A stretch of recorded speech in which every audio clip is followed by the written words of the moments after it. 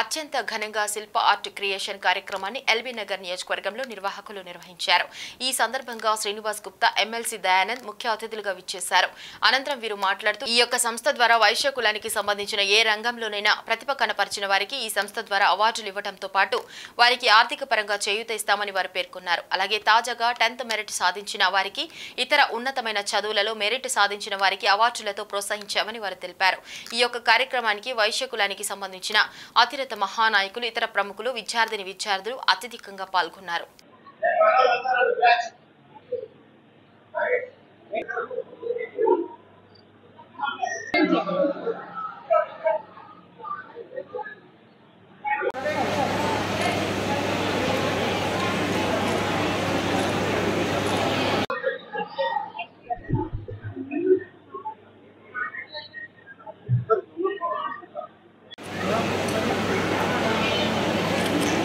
Yeah.